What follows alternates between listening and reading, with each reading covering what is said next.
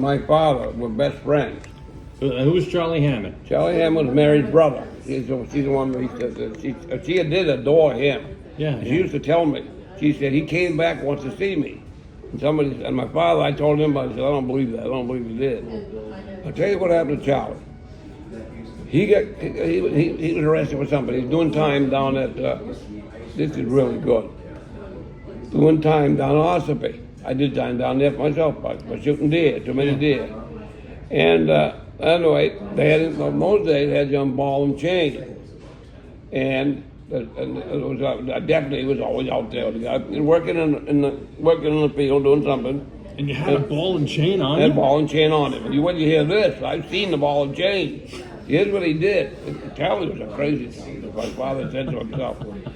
He fairly close to the woods. He picked up that ball, and he hightailed it, and the guy didn't even miss him. And somehow he got a ride, and they never saw him again. They say somebody heard from him in California, not Alaska. Anyway. So, Charlie, he was a real wise guy. See? Oh, shit. When I was in jail down there, the sheriff and I became pretty good friends, another sheriff. Yeah. He said, take a look at that. Charlie sent the son of a bitch back. He sent the ball and chain back? COD Oh, shit. to the jail. And they had to go get it. And they got it on the wall up there, the whole story. Charlie Hammond. You ought to see that sometime. Huh? They let you in and see it. It's been there for years. And that was back before I was born. Now. Yeah, he carried it with him to California. Yeah. Oh, there's some pictures like this. You'll see it on the wall. Oh. All right, so I've got some wings. Yeah. Wow. That's Beautiful. Fancy to Thank you. We got some plates coming. Okay, Those are wings. Oh, yeah. Look at that. Look at this, Ruff. Well, I'll be. Yeah. Well, anyway, they say he went to Alaska. A lot of people, they say he went to California. But Mary swore to me, she said, I saw him. He came and saw me one night. I don't know if it's a lot of wishful thinking or not. Now, Charlie was Mary's brother? Yeah, Charlie was Mary's little brother. And he came to see her when she was... A whole bunch of Some Hammond. plates. Thank you. And we'll be right out with your other meals. Okay, thanks. I went to school with one of his brothers, Stanley Hammond. Okay. With him, and then there was a youngest, a little girl too, that was Dottie Hammond. Oh, slow. Yeah. So he carried this ball and chain. Ball and chain to California. The reason they said California because he came from California. He didn't come from Alaska. The ball and chain came from California. Yeah, They sent it COD. He said the bastard could have it back. And they had to pay for it. And it's on the wall with a nice little note right on the whole story. And they never saw him again. Huh? They never saw him again. Never saw him. Nobody ever saw him. But Mary said, well, he came and saw me one night. Now, I told my father about it at the time. This is when I was living up at the Red House. And he said, I don't believe that. He said, Oh, look at this. my father, yeah. Thank you. Holy moly. Amazing. And the mac and cheese for you. Okay. And a spoon as well. You got my best effort. Thank you. And is there anything else we need? No, I am so happy right now. Right? Yeah, Enjoy your yeah. first bites. Thanks, Alan. Yeah. Well, anyway, there you have that part of the mystery. So what do you think of that, Ron? Nice. Fish tacos. So Charlie Hammond lugged a ball and chain to California. And the reason they know it's California because that's where it came from. He sent it back from California. COD. Ed Stokes was the sheriff when I was down there. And he and I came pretty damn close. I was the only one in jail for 6 months. 6 weeks. I was the only one there. He gave me the run of the farm. You knew I was going to go to work. I wasn't worried about it. He even sent me with a load of wood one time to stand, which I can show you that. He gave me one night, working out all over. All I used to do was putt around the field with a tractor. He said, John, I'm in a bind. Now, you only got 2 weeks ago, and I know you wouldn't run out of them. You wouldn't do that to me. He said, there's a big loaf and sandwich. The county used to give wood to all the people. They need a lot of wood bad. He said, and the farm boss, who usually did it, he's sick, he's homesick, I can't leave. I'm going to trust you to take it. And my girlfriend who lived over there, turned out to be Marilyn, my wife later on. And he knows she comes see me every Sunday. And he said to me with a wink, he said, you stay away from that Nixon girl. I said, oh, I will. And I did. And I delivered the wood. And I was a prisoner in a driving the truck. Now, Marilyn was living at the Sunshine Farm in Sandwich, right? At that time she was. Yep. At that time. No, 1963. 63. I did that for 90 days. I did 81 days out of 90. I got 9 days off of good behavior. But, he had me in. I had TV. I had radio. I wanted to listen to World Series on baseball, not. He said, the hell with that. You come right up my office. He's in the back room there. You watch TV, watch the games right in there. So I watched Saturday and Sunday. I watched the games in his office. Now, tell me about why you were in jail. I gotta have one more napkin. Yeah. Why? That is a story itself. Dick Ames, my friend, lived down here, died, shot himself. We got. What was his name? Ames. Ames, Dick Dick Ames. Ames. Dick Ames. We've been jacking deer all one summer. Oh, we had 4 or 5 of them hung up. Selling them, whatever. We weren't good boys. But anyway, I guess I went by a road with you just a little while ago, and I said, oh boy, I remember that road. I would park down there with with a wife of a Green Beret wine. Oh no. Yeah. But anyway, she was a rip. I didn't care. I was young. I didn't care. And I was on there. And Dick was with his future wife actually. Well, I'd had a flat tire and I had a flat tire on the front, and the only spare I had was a snow tire. So I put that on the front. This is how I got caught. I put the snow tire on the front, and after that, they would look. They went to the sheriff and the game warden. They was bound they're going to catch whoever did it. So anyway. Whoever did what? And I had the bound that I did the jacking. They were trying to get me for jacking deer. Right. And they said, well, but How did they know you were jacking deer? Well, here's what happened. If word got out to all the police departments, we're looking for a car with a snow tire on the front. John had. Well, he and I went over to the old house above where I used to live, and we spent the night there. Who, you and Ames? Ames, yeah. We went in the house, old house, it was wide open anyway. We spent the night there. And anyway, the next morning, bang, bang, bang on them. We parked my car up in the field above the house. Left it there. We probably pretty well lit up, you know. And we went to bed. And then we heard banging on the door. Oh, get up, John. We know you're in there. So we both come down the stairs. I'm not going to say what I said because you're eating. I was covered with deer blood. Yeah. Well, anyway, Abe Hammond, he was one of them, the game warden. 2 wardens and a sheriff come to arrest us. And he looked at me and said, where'd the blood come from, John? I talked quick like a stupid ass. So I said, well, to tell you the truth, it's Dick's time, and we slept in the same bed together. Don't get wise with us. You're in trouble, like I didn't know it. So I got a $500 fine, Dick, and there was a lot of money back then. And so I got out of that somehow. I paid the fine and everything. But there was a minimus attached to it. If they ever caught me for anything else, I automatically get on the farm. That's called, the jail called the farm. For however long. The maximum was 150 days. It turns out they were going to give me 30 days. It made them so damn mad. They gave me 90.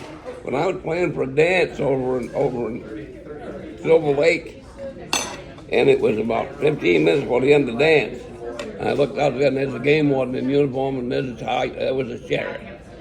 I said, oh, looks like they need me. They want me. Sure enough, dance over, I got paid. My grandmother, she was all worried. I said, oh, we'll be all right. They took me down to the farm. Midnight, took me down to the farm. I called my lawyer. And he said, well, I can't do much tomorrow. But he said, oh, you're going to be in court tomorrow. And he said, I'll be there. And he was. He said, there's nothing I can do. He said, there's a minimus attached to your warrant.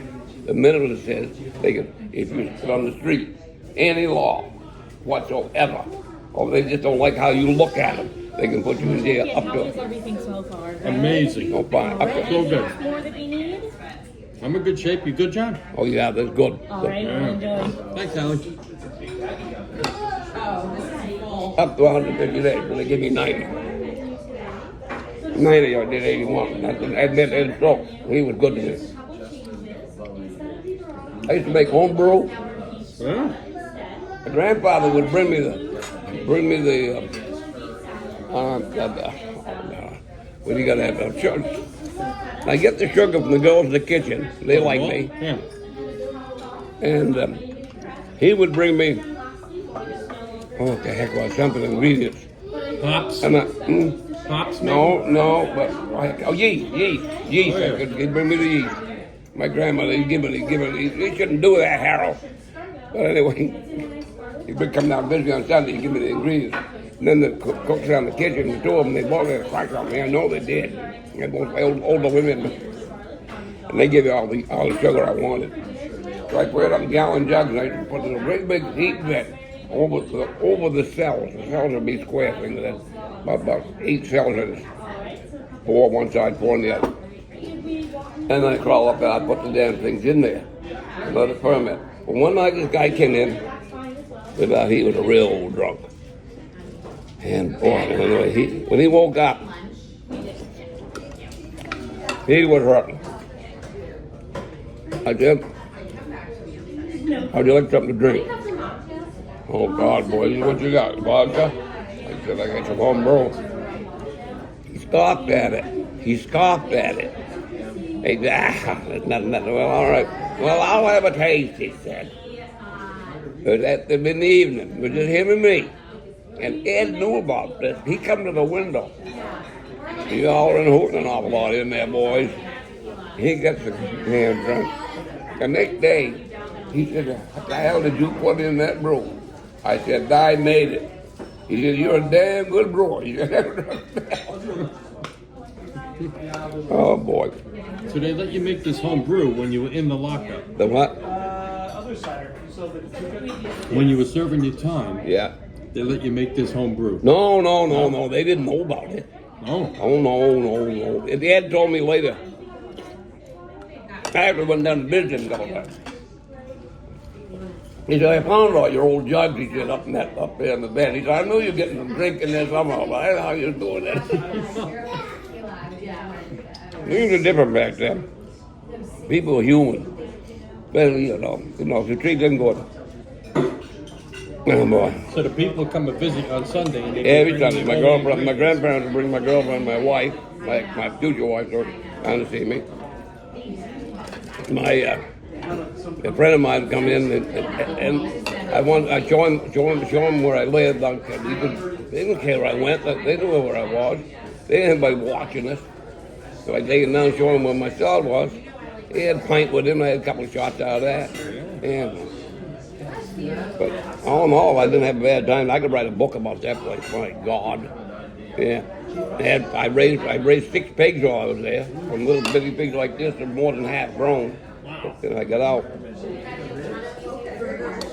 Well, $500. That's 10 weeks' pay back then, right? You were making $50 $500. Yeah. I was probably making $1.25 an hour then. Yeah.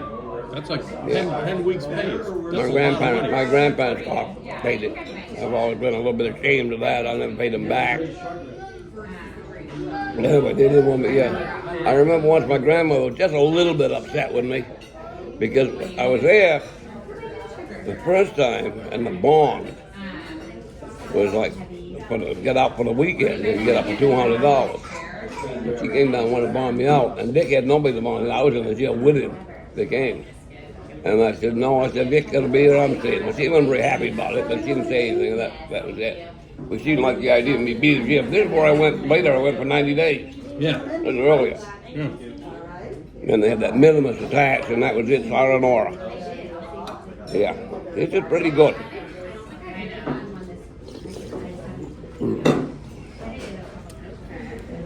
Yeah, do you guys want to get some? Okay, so now I want to mention to you about Yeah. Gotta open this up again. All right. Did it I'll do go? it like it is. 137, 137. I can't remember 6 numbers. No. 982. 982. Okay. Yeah. So, all right. Sorry, were you gonna say something? Do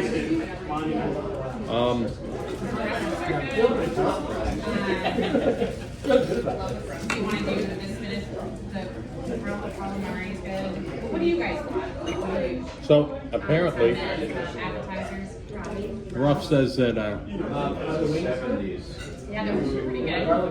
Okay, so let's do it one wing. You guys can have and then pretzels, yeah. And then now Charlie, a brother, the guy that went to Alaska with the ball and chain. Yeah. Right? Yeah, right. He escaped from the field with a ball and chain attached to it. He picked up the ball, ran into the woods, and somehow he got to ride somewhere. I don't know. Do you think he might have killed the husband? No, he wasn't even around. Oh, Oh yeah, he was around when that happened. I don't believe so. I don't believe so. okay. Yeah, I put the blame more on her. I mean, the only thing evidence and that never came up in the trial was she went in somewhere on the same day and washed the one. She come and wash my hand. Now, here's one. Here's part of it. Her husband, right? His name was Whiting. Yes, Whiting. Yes, definitely. Yes, right. I've forgotten about that. Now he had a brother. Yeah. He had a brother, and the brother was convinced that Mary did it. okay, do you want to be good? Whiting. The guy that was murdered was shot. Yeah. I don't think he was murdered. I think it was accidental shooting. Although it might have been if she had a brother. Well, I don't know. Who knows? We don't really know the facts on that. But the husband's brother, I'm gonna have one. her husband's brother was convinced that Mary did it. There's a brother fork somewhere. Oh, here we go. Yeah. So her dead husband's brother was convinced that Mary shot My husband's brother. her brother-in-law, Convinced. Yeah. Who told you? Whiting, had a brother. Yeah. He thought Mary did it. Yeah. A lot of people did. What's that? A lot of people did. Yeah. And he used to come because apparently Mary liked to drink a little bit. A little bit. A little bit, yeah. And he, I'm a lamb compared to her. and so Ralph says that Whiting's brother used to come around and bring booze with him and give it to Mary and see if he could get her to admit to it. Oh. But she didn't, did she? No. But Ralph says that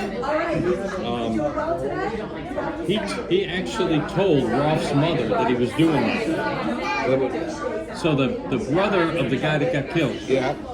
told Ralph's mother that he was going to Mary to try and giving her booze to try to get her to admit it. Oh yeah. She was, yeah. And Ralph thinks that if she would have admitted it, he would have killed her. He would have, yeah. He would have killed Yeah. Mary if she admitted it. Probably on the spot, yeah. Maybe she knew it was his brother. Yeah, She knew that. She yeah, probably yeah. kept her mouth shut on purpose. She probably not quite drunk enough not to keep her mouth shut. Yeah, a little realization there. Yeah. I don't know. I only know her from doing, I used to do jobs for her. But then you get wrecked from up the house all the time. I had two little kids. What's that? I had 3 little girls there. And he just run her nasty mouth, awful. Mary would. When she's drunk. Yeah. I just finally, I wouldn't have any more to do with her. So tell me about the time she came and tore the glasses off Marilyn. Oh, I don't remember what the heck it was. But Mary was loaded. She came up to the house. I think I gave her a write-up or something. I don't know why, but I did. And we were reading something. Melvin was reading something. We were talking about it. And Mary, she was really loaded. And she said, just grab the glasses like this right off her face and put them on. I can't see it to read. I got out of the glass. Oh, my wife, did you get her out of here now? My wife got mad. You didn't want to be around. Yeah, and Mary, you got to go. And I took her right by the arm. Well, you're not going to treat me like this. I'll get in the car and I put her in the car. I wouldn't hurt her. I said, you went a little bit too far that time. What did I do? I said, you grabbed her. She wouldn't even admit it. She forgot she did it. I said, you yanked the glasses off my wife's face. That's not good. That's all. That was the last time I had anything to do with it.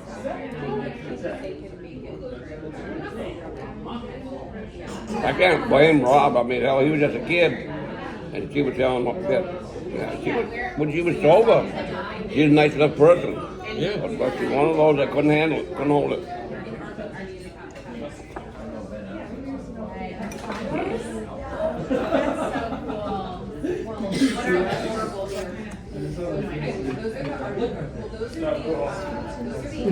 Now, what about her kids?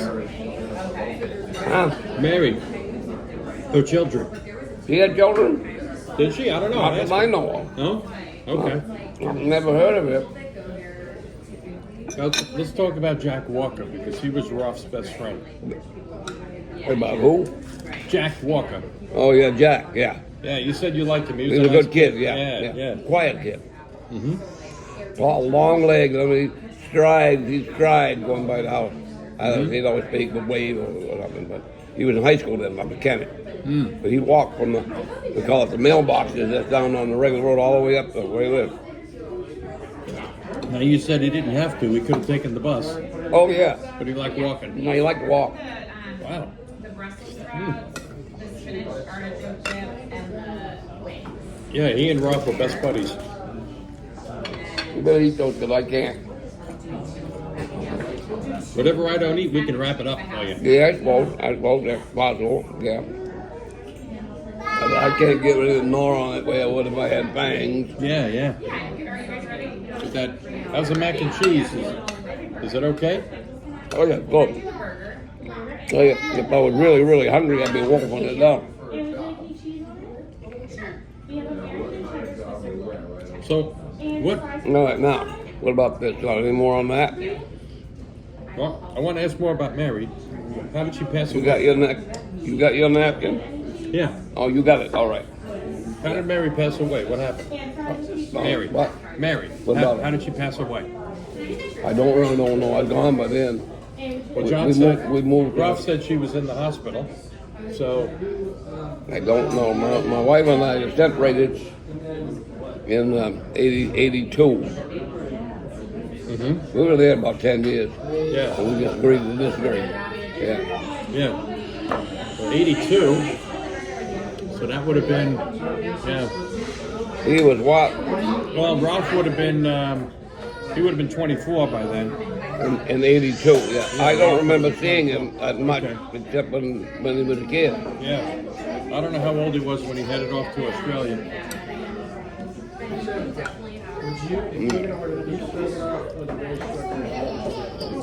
Oh, that's a family. Now, Ralph also said he remembers well those people, the Harvard professors who Oh. sat on the porch. Oh, yeah. Yeah, the Wintner, Claude Wintner, yeah, and his wife. They're both professors. I started when I was a teenager working for his mother, doing jobs for her. Yeah. Then we got the job of cutting that. That was even before we started cutting that whole view. I did that through my father. What year do you think that was when you cut that view out? Oh boy. I wasn't married yet. I would say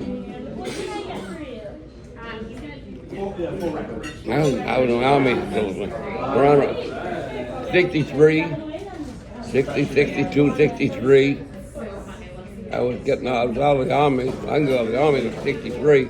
Had to be 63. I went right to work when I got out with my father.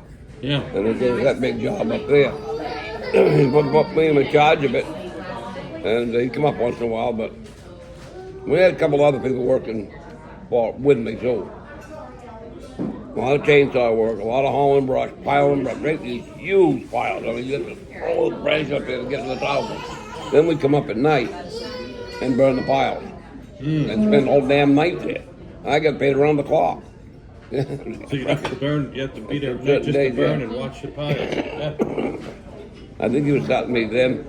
I got married right after that. And he gave me a raise. I went from $1.25 to $1.40 an hour. Yeah. Hey there, young man.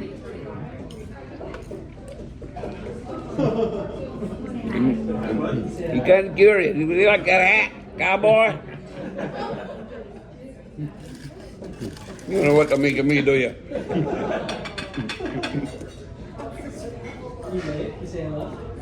What is that? No. You're trying to figure me out. Good looking boy. Whose is he? There you go. That's the dad there. I don't know. He's good looking like his mother. Anyway. What do you think? Yeah. Ruff was saying he picked raspberries for, I'm trying to think of who it was. Eddie Moody? Maybe. You Said it got was going 10 up the cents a road quart there? or something like 10 that. cents a quart. Yeah, he said it was the same price for the last 20 years. He says the guy never raised the price. It was still 10 cents a quart. Who told you that?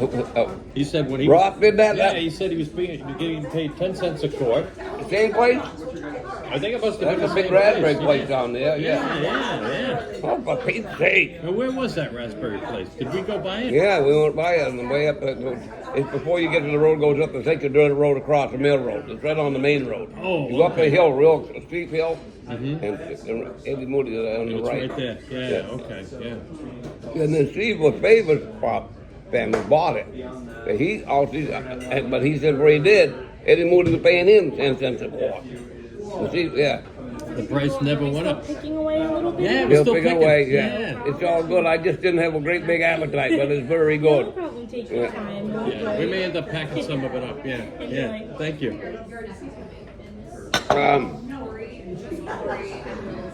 Yeah. Hey, why don't you tell Ralph about the Chinook place that you worked at, the kennels? Oh, Chinook kennels? Yeah, he'd Yeah. love to hear about that. Promote it. Well, I don't know what to tell them. You were working up there That with that gal. 1956. Giving the tours and everything. Yeah, I was a guide up there with one of my best friend in life back then.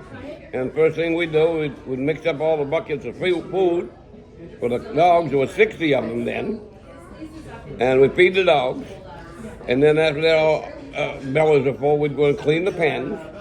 Take all the stuff way down the woods and dump it. And then the rest of the day, she was paying us 75 cents an hour.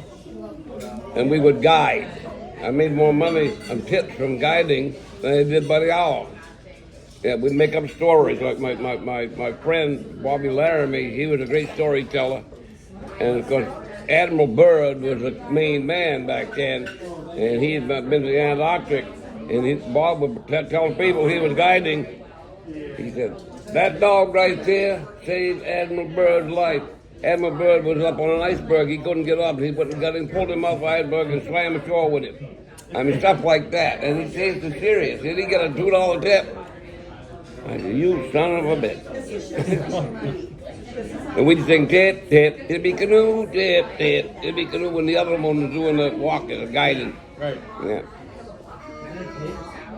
60 dogs, about 30 of Siberian Huskies and 30 other Alaska Malamutes. They're all sled dogs. The Malamute is for pulling heavy loads, and the Siberian Huskies are for speed. Ah. What did she do with the dogs? People buy them? People would come and buy the dogs. Is that why she raised them for sale? Would she sell them? At 6 weeks, I remember she got, first of all, she'd sell one. It was awful fussy who she sold it to. No interbreeding with other dogs, blah, blah, blah. $250 back then. Now, you're thinking about for a purebred husky, probably talking about a couple thousand. But that was 1956, 57. She got $250 for a puppy. Hey, what you doing over there? Yeah. Oh, I wish I could eat more, but I can't. All right, we'll pack it up. That lasts. All right, well, we're going to send this off to Rob, and we'll send this out to you. I hope you enjoyed it. All right, and then one of these days we're going to do a video call so you get to meet John in person. on the video. We're gonna do a what? A video call. You know, you get to talk to Ralph on the. Oh yeah. thing. I can do that. Yeah. Great. I can always run my mouth. I'm good at that. Yeah. All right. Take care, Ralph. See you around. Back in Florida, this is 1958, the spring of. I used to stop at places and ask if I could spend the night, either at a garage or at a diner. You mean South like in your Carolina. car? And my father's 55 Nash is what I had. So you leave the. You mean I to slept spend the I night? slept in the car. Slept in the car. Yeah. But anyway, I went in there and I went in there to get a. Something. I asked her if I could spend the night there. Somebody, the manager, said, "Yeah, I guess." And the girl that was there, she was probably my age. She was a high school, and she obviously had a boyfriend down the other end. And I was hungry, and she wouldn't pay any attention to me whatsoever. Just that. So finally, she kind of finally, it was almost like, "Well, what do you want?" You know, but she had the pad there, and I said, "I'll have a cheeseburger and a Coke and whatever price." And all right, we were real happy about it. And I said to myself, I'm going to fix her. And I hope she's here in the morning. Oh, I left $1 tip. Now, $1 tip, the meal cost me 75 cents. I left $1 tip. And I went out to my car. And I said, I hope she's there tomorrow morning. Sure enough, she was there. I was right in there like 7 o'clock. She was there. I think she was hoping I'd come back. See, oh boy, she was all over me. She had kept my coffee cup filled, you know.